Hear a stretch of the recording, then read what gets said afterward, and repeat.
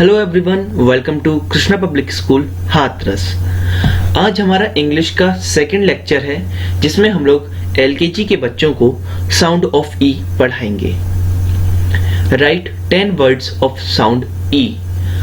Sound E के हम लोगों को 10 वर्ड्स लिखने हैं। सबसे पहला के E Y key, J E E P jeep, S E A sea, B E E bee, B E L L bell, R E D red, L E G leg, F E E T feet, B E D bed, T E N 10। ये आपके सामने 10 words हैं, 10 शब्द हैं sound E के। आइए चलते हैं आपके होमवर्क की ओर। क्वेश्चन फर्स्ट है आपका, राइट 10 वर्ड्स ऑफ साउंड ए।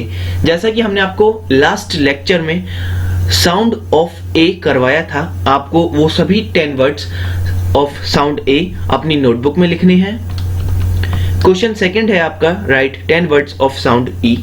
अभी थोड़ी देर पहले जो स्क्रीन पर हमने आपको साउंड ई के वर्ड्स दिखाए थे, आपको वो सभी वर्ड्स अपनी नोटबुक में लिखने हैं। Thank you class.